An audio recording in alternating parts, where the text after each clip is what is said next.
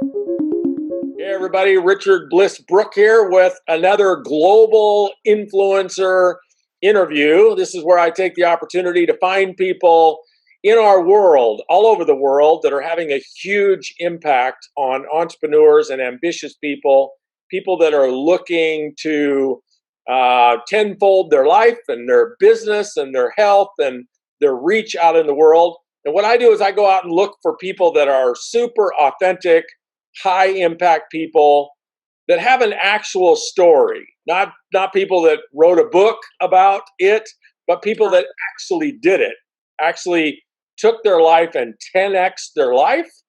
And now what they're doing is they're an ambassador for those philosophies and that wisdom and that integrity. And I found such a person a few years ago. I met her and watched her in the middle of her rise to prominence in business and wealth. And then I watched her recently graduate from all of that and go global with teaching other people how to do what she's done. And so I'm going to tell you a little bit about her right after I introduce her, and then we're going to get into some awesome storytelling. So I want to introduce you to Tiffaney Malott from Phoenix, Arizona, who right now is in the mountains of Utah leading a women's retreat. Say hello, Tiffaney. Hello, Richard. Thank you so much for having me on. It truly is a pleasure. Yeah, you're welcome. I'm excited to hear the stories you're going to tell. So, folks, let me tell you a little bit about Tiffaney. She's an Air Force veteran. She's got a 4-year degree in business. She'll tell us the story about what she did with her 4-year career in business.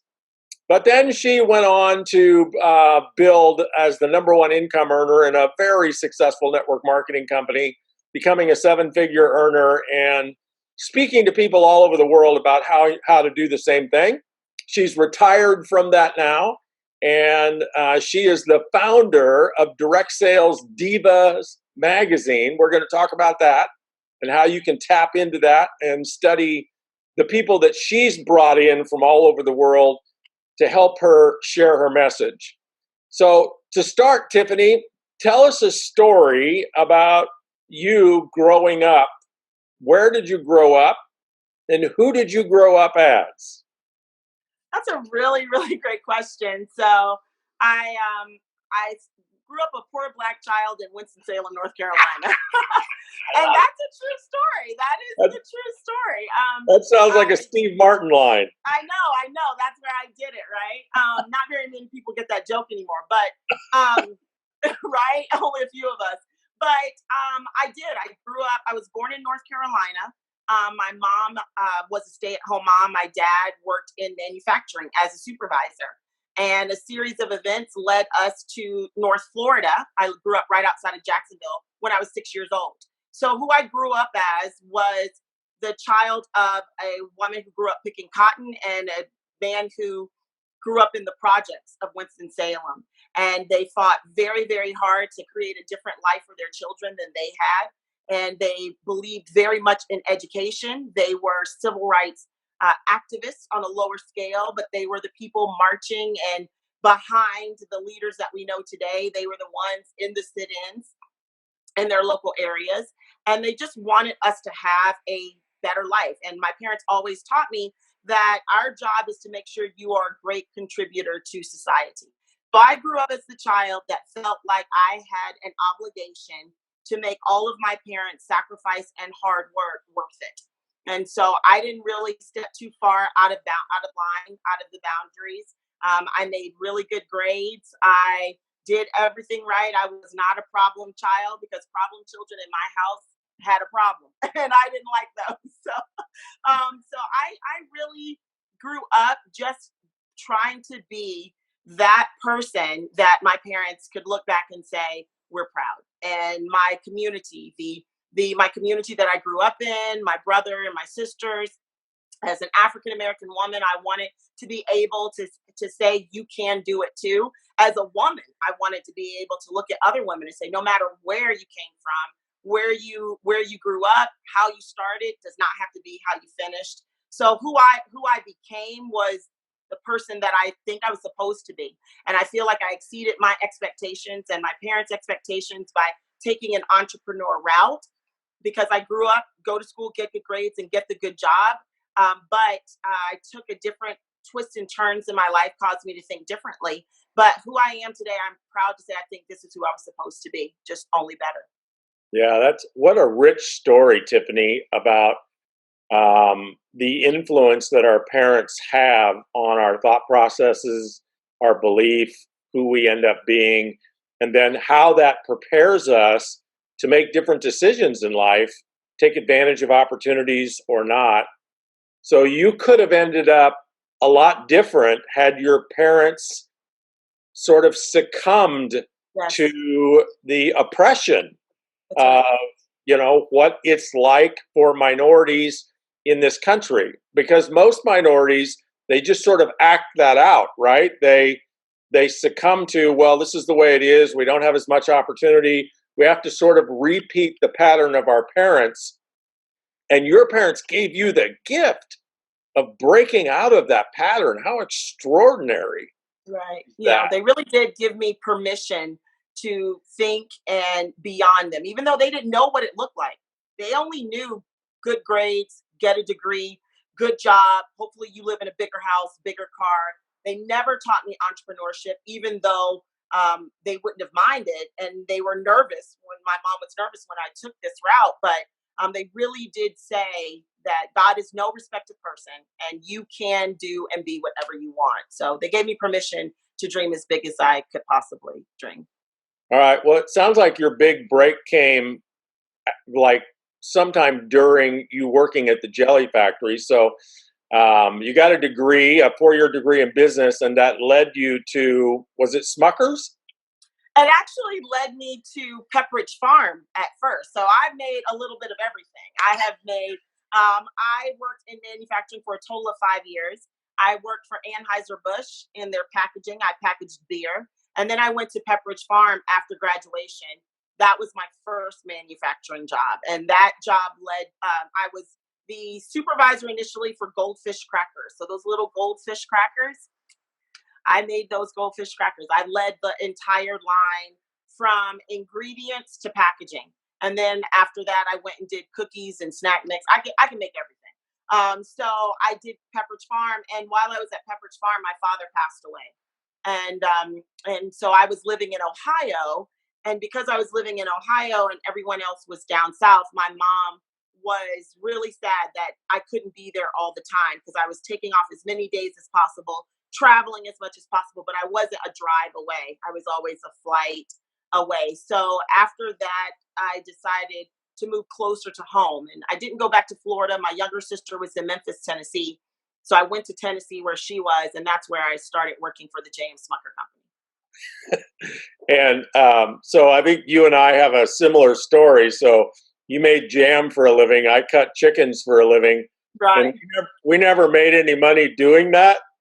But the fact that we learned how to tell that story has made us millions, right? Very true. It's very true. I actually taught that at this retreat, the power of the story, and that for 19 years I've been the jelly maker. And my story has evolved, but that part of my story never changed. And that, I think, that makes people relate to us and keeps us authentic. If every time they hear you were cutting chickens and I was making jelly, I mean, it really does make people go, that person is real. And I can relate, even if they didn't do what we did.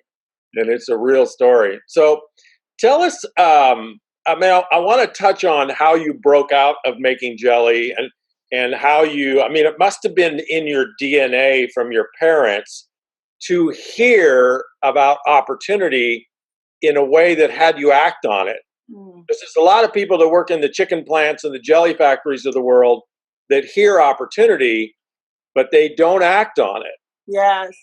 So the gift of your parents, I'm presuming, had you hear opportunity in a way that you acted on it. Can you tell us the story of who introduced you to opportunity outside the jelly factory? How did you see it? And why did you act on it? Well, that, man, you just gave me goosebumps, because what really caused me, I'll start with, I think I should take you back. So my father passed away in January 1999. And almost a year to the day of him passing, I was introduced to network marketing. And really the reason why I saw and felt this opportunity was because my dad had worked in manufacturing for pretty much most of his life. And he had worked for the same company for almost 25 years, maybe even more. And when he got sick, my dad was sick for 9 months. And when he got sick, they cut his short-term disability. So here's a man who worked 6-7 nights a week, worked overtime, double time, triple time. Even on 4th of July, he'd go to work because he could earn triple time. And he gave so much to this company. And after he was sick for longer than I guess was allowed, they cut his short-term disability. So instead of my father focusing on getting better, he was just trying to figure out how could he provide for my mom who hadn't worked in many years. And so that was really hard for me to watch. And it was hard for me to see a man who had provided so much. He was already frail because of his illness, but he felt even weaker because he couldn't provide for my mom. And he felt that was his responsibility. So one of the conversations that we had was he told me that, he asked me how work was going, and I had followed him into manufacturing. And he said, well, how's work going? And I was like, well, it's work, it's what we do. It was never great, never even really good. You just did it. And then he said, Tiff, I think there's a better way to make a 6-figure income. And I said, what? Really? How? What is that? And he said, and he's literally, we didn't know at the time he was dying, but these were some of his final words to me. And he said, there's a better way to make a 6-figure income. And I said, well, what could that be? I mean, manufacturing, this is what we do. He said, I don't know. He said, make something, sell something, just do something. But I really feel you could make it, and it doesn't have to be as hard as what I've taught you. And that was about a year and 2 or 3 months before I learned about network marketing. About 3 months later, he passed away. So when I was introduced to network marketing during the Super Bowl weekend in Atlanta, when my sister and I were just hanging out because we were working so many hours and we just wanted a good time. And I met a gentleman who had his own business. I'm a business major. He didn't have to work a job anymore. I could not ignore it because I literally met him a year to the day that my dad passed away. And my dad had said, make something, sell something, just do something. And I was completely open to whatever that could look like. Yeah. And, we teach people this all the time, Tiffany, although we always want to raise our skill set and our languaging and our vision casting and our questions. It really doesn't matter what you say if you're saying it to the right person in the right time in their life. And I don't know what that person said to you, but what mattered is what your dad said to you. That's right. Or 3 months earlier, because he teed you up. That's right. And so was that your first and last network marketing opportunity, or was that a trial run? That was my first network marketing opportunity, and I stayed with that company for 11 years. I stayed with that company for 11 years. I made $1,000 my first month. My 5th month, I reached the top of that company and was able to walk away from my job. 3 years later, I was earning a 6-figure income from home, and I went to a multiple 6-figure income in that company. So I stayed with that company for 11 years, and then it got sold to a hedge fund, and everything was weird and different. And then I went and found the second company that I did, and I stayed with that company for 7 years, and that's where I reached a 7-figure income. Wow. So let's get into what Tiffaney Malott has to offer just people in general, ambitious people that are maybe sick and tired of being sick and tired, people that are perhaps a little bit teed up like you were teed up. The network marketing business, the great thing about it, preparing us for whatever else we want to do in life, is it's the people business. It's all about high concentrations of people. And so I'm curious, what did you learn, Tiffaney, about people that led to your success in network marketing? Give us some nuggets about motivating, leading, nurturing, tolerating people. I'll tell you, the first lesson that I learned is you can't teach or help anyone else until you can teach and learn from yourself. So in my business, even though I had success pretty quickly, and it was really because of two things that I feel I had success so quickly. Number one, I knew discipline because I had been in the Air Force. My parents were strict. I knew how to be committed and stick with something. And I understood systems. Working in a factory, you master the mundane. You do the same thing over and over and over again every single shift. In the military, you wear the same uniform, you do the same thing. So for years of my life, I had learned to master the mundane and saw that if it gets exciting, that means someone did something wrong. And I valued the mission. I valued the mission in the Air Force. You know, if you go outside and try to do your own thing, not only are you affecting the mission, you could end up in war, really affecting someone's life. So that's what helped me have success. But my people skills had nothing to do with it. My people skills had nothing to do with me having success. I was not a nice person to be in business with. I mean, I wasn't screaming and yelling at people, but everything was very blunt and very, just do it, right? And I was like in the military. And so I learned first that I had to become exactly the person I wanted to attract in my business. And so I worked on me. I learned that you have to work harder on yourself than you do on your business. And the greatest gift to me was a mentor that's pulled me aside and just said, you can't operate this way. No matter how much money you're making right now, it will never grow if you continue to operate this way. So it was the greatest gift. And I had so much respect for him to say to me, stop it. You have got to work on you. So he actually told me, stop trying to tell your people what to do. If you want to tell someone what to do, make sure you're doing it first. And so for about 3 months, I didn't lead people really. I mean, I did 3 ways, I did appointments, but I didn't tell a person what they needed to do. I didn't try to fix anybody because that was my problem. I could always tell you what you needed to do, but I wasn't necessarily the one doing it. So for about 90 days, I just worked on me. I didn't tell anyone what to do. I didn't fix anybody else. I just worked on me. And it literally changed my business, completely changed my business. I was already making money, but my income went up. But the best part was the stress went down and the harmony in my organization went up. And for the first time, people really liked me, right? They really liked me because they didn't always like me. They respected me, they trusted me, and they would follow me, but they didn't enjoy it. And then after I did those 90 days of just focusing on me, they started to really like me, and it just made my organization stronger and better, my retention higher, and it just made me happier. And because I was happier, my energy was better, everything went up. Well, a couple of big nuggets there. One of them is how about a high five to your mentor who valued contributing to you more than he valued how you were going to feel about the message. That's right. You know, most of us never muster up the courage as leaders to tell people the truth because we're too concerned about how they're going to feel about it. And what they're going to do if they don't like it. Because, right. Oh my gosh, if they don't like what I said, they might quit. And there goes this leg or this volume. And you know, that same leader, this is what's so crazy. That same leader, years later, I saw a young lady in another part of his organization struggling the way I was.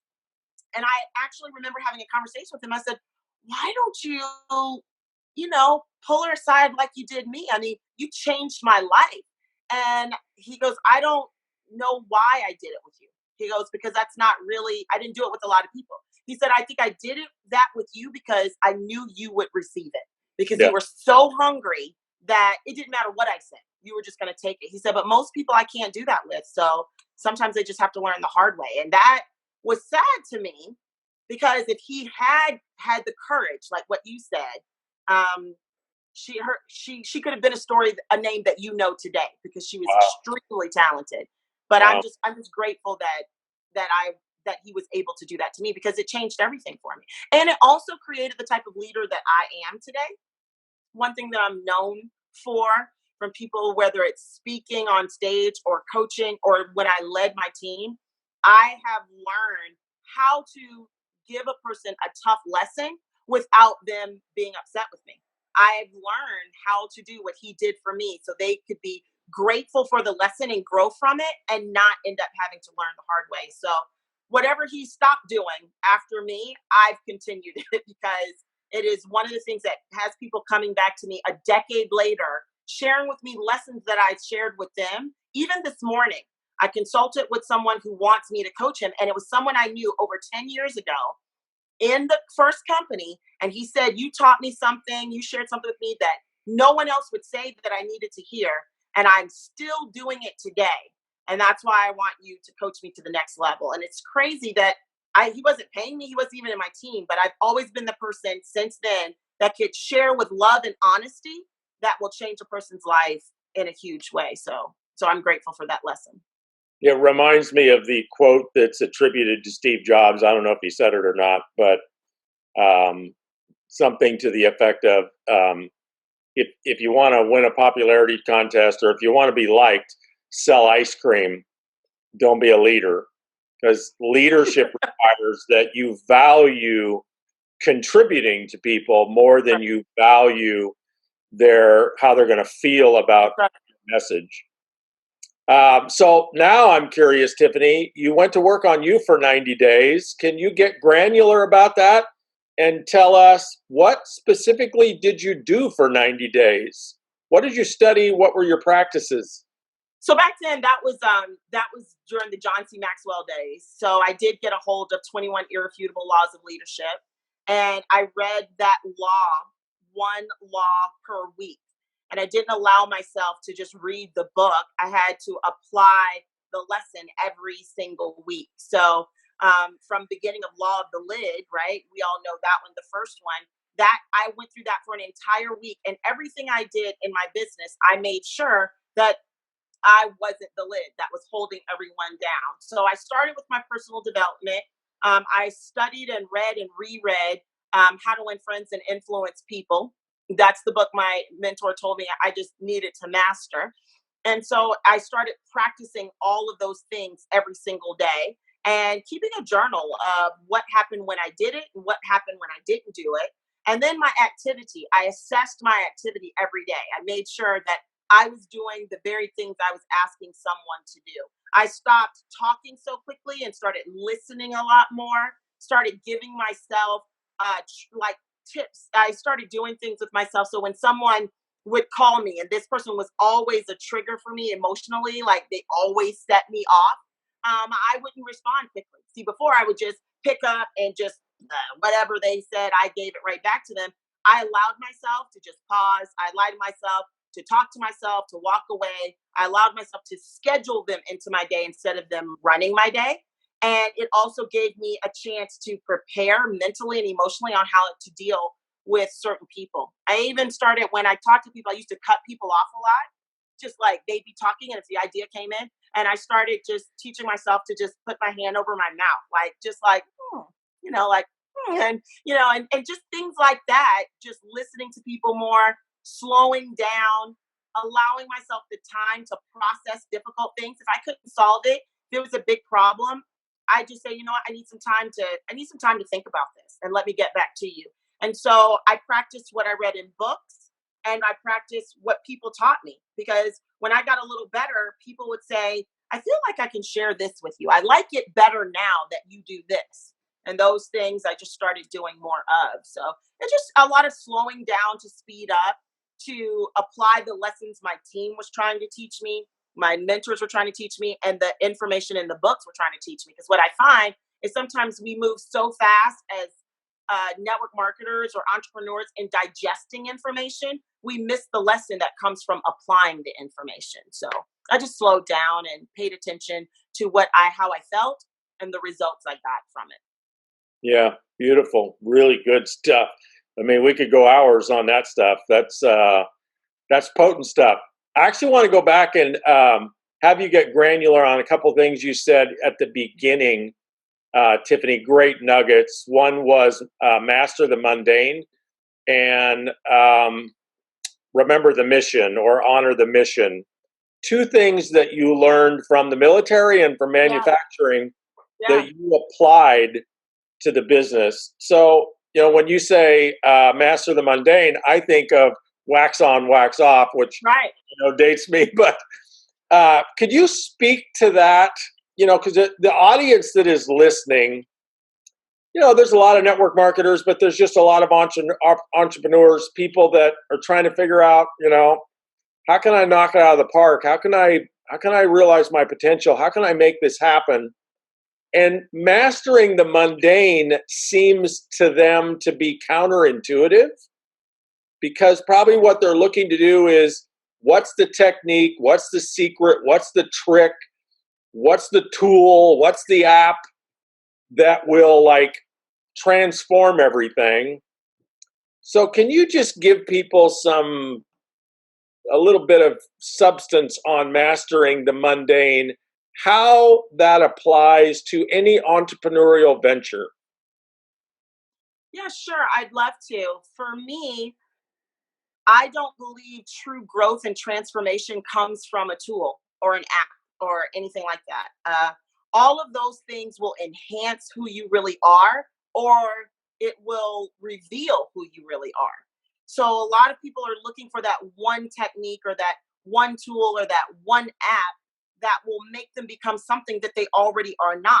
And mastering the mundane means without all of that stuff, you are this person. You are a great leader. You are a great recruiter. You are a great speaker. You are a great entrepreneur, a great boss. So for me, mastering the mundane, my mom used to give me tell a scripture all the time that says, God won't bless you with the big things until you can get really good or master the little things. And that's mastering the mundane. That's why I know how to do hospital corners. Okay. So my mom would give us our chores, and she would say, how you make up this bed will let me know how you're going to work on your job. And one summer we got a new house, and my mom and dad didn't want to pay a landscaper. So we were the landscaper. So we had to lay sod and sodded the whole front yard and backyard. It was backbreaking work in North Florida when it was 100 degrees with humidity. But she made us, I learned how to line stuff up. I learned how to do a great job. So everything was about doing sweeping the floor, washing dishes, laying sod, all of this stuff. Hospital corners taught me that how I do anything will be how I do everything. And so no matter what job I've ever gotten, and I did it in business, I made sure I could do the things that no one wanted to do so well that it catapulted me past everyone else. Because if you can do those things that make people take notice, those things that nobody wants to do, those things that, those aren't important things, and people start to take notice, now you can do the big things that way too. And so for me, when I got into manufacturing, I learned this from my dad. My first job was at Pepperidge Farm with the goldfish line. Well, the funny thing about the goldfish line was this line was the worst line. It lost tens of thousands of dollars a week. And here I was, a brand new employee at this company, and they put me on that line. Nobody wanted to run it. And one thing my dad had taught me was learn everybody else's job before you try to tell them their job. So what I did was I started, and it was about 12 different positions on this line. I learned everybody's job. I went to every person's job. I took notes on their job. I let them train me. So I said, I'm not anybody right now. I just walked in the door. Just tell me what you do. And I got to the point where if they had to go on break or they went to lunch, I was their relief, and I could run their position just like they did. Maybe not as well, but just as good. Nothing was going to go wrong. And I did that for every single line. So a line kept losing money, but I slowed down to learn the positions. And that was, for me, was mastering the mundane. If I know how to work the scaler's position, the laminator's position, the cook's position, if I know all of these people's positions, then I can understand the process. And so mastering the mundane in a lot of ways means doing the jobs that nobody really wants to do. So then you can tell everyone how to do their job. And that's the first thing. And whether it's in network marketing or any business, you've got to learn how whatever everyone else does, if you know how to do it, maybe not as great as them, but good enough, then you can pull it all together so you can be the leader. You can be the one that says, I understand what Richard has to do over here in this department. I understand what Codi does over here. I understand what this person does. And I understand how it pulls everything together and the importance of, so I can lead them and serve them at the same time. And that's what Mastering the Mundane has done for me. It's just going back to the beginning of whatever I have to do and know how to do it. Even with my magazine right now, I know how to do layout. I write copy. I know how to edit, and I know the parts I hate and I know the parts that I don't hate, but it doesn't matter. If something needs to be done, I know how to do it. I feel that's why we're able to deliver a great product to people that they look forward to every single month. And Right. I hope that answers your question. It does. All right. I want to move into what you're doing today. You're a keynote speaker. You're a trainer. You're a coach. You're the publisher of Direct Sales Diva magazines.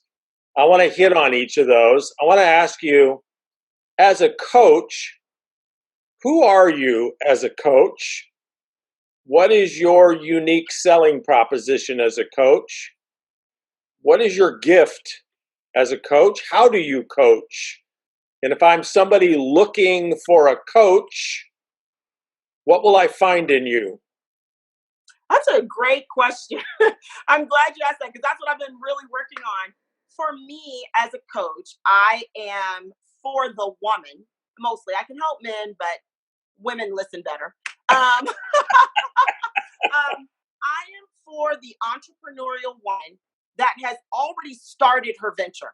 The woman who has been doing it for a few months or at least a year. She knows how to make money. She knows she is good and there is something great in her to share with the world. She just needs help moving the needle. She needs help identifying some blocks. She needs help understanding why she's not getting as much out of her team as she wants to.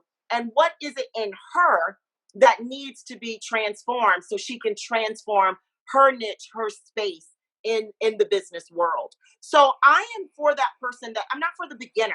I'm for the person that has paid for every subscription, has signed up for every class, has invested money, and is trying to figure out what is it that is still missing. And quite frankly, that's me, because what I am is I'm a transformation expert and a breakthrough specialist. And when a person coaches with me, they get someone who is not so much worried about the quick result, but can help you get quick results because we go in first. I'm from the inside out, and I help you unearth a lot of things that you've been doing, carrying around, that you didn't even know was keeping you from getting where you want to go.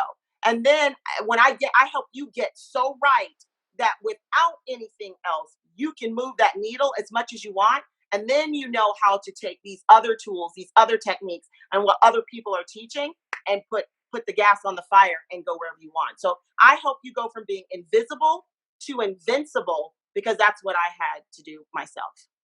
Yeah, it sounds like a great tee up for the best investment you and I can make is not in real estate. It's not in the stock market.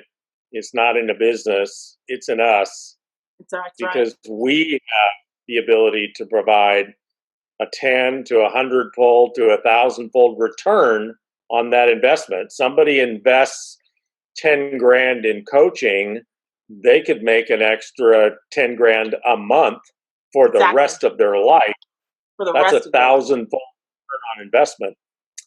How about as a speaker? And if I could say this, Yep. sir, if I could say this, because I got goosebumps thinking about what you said, they can make $10,000 a month for the rest of their life, but because they've grown themselves, their impact is even greater, because now they touch other people's lives, and we can't even quantify the dollars that will be made, earned, or saved, or invested because of who they became and the people that they touch as well. Yeah, it's like your mentor who had that courageous conversation with you. That's right. If we could add up the dollar impact of that, not just you, but everyone you touched, we're talking of perhaps billions of dollars out of one conversation. And that one billion, but it's hundreds of millions for sure. Yeah, that one conversation can come from somebody just seeing themselves differently. That's right. And we usually don't have those breakthroughs on our own. That usually requires somebody else to come up and hold up a pair of glasses and say, well, look through these glasses. You look a little different through these glasses. That's the value of coaching. How about you as a speaker, Tiffaney? What do you love to speak about, and who do you love to speak to? I love to speak to anyone. I love to speak to anyone who's hungry. I love to speak to entrepreneurs, but I have been in front of a lot of different audiences. I've been at relationship conferences, financial conferences. I find that anyone who is in a place where they are looking to better themselves, I love to speak to that audience. It doesn't matter what area of life that they're working to better themselves. And so it doesn't matter the age. And I found that even though I'm not a millennial, I even affect millennials. It's just, I think it's that hungry person that wants to be better. What I love to speak about is overcoming. I love to speak about overcoming and helping people get breakthroughs in their lives with a visual. I love to help them. One of the things that God has blessed me with is taking a message and turning it into a visual that people will never forget. I have people who quote me and talk about talk they saw me give 5, 10, 15 years ago, even when I first started really speaking. And I have a gift of being the one speaker that you will not forget. That is my gift. And I love helping a person overcome and transform themselves or have a breakthrough based on the picture that I can create for them in 15 minutes to an hour that will allow them to take that, because we live in stories, right? They can take that story and always go back to it and say, this is who I am. This is what I can do, because they can resonate and relate with the story that I had the honor to tell. Yeah, and I have sat in the audience and been massively inspired by stories that you've told.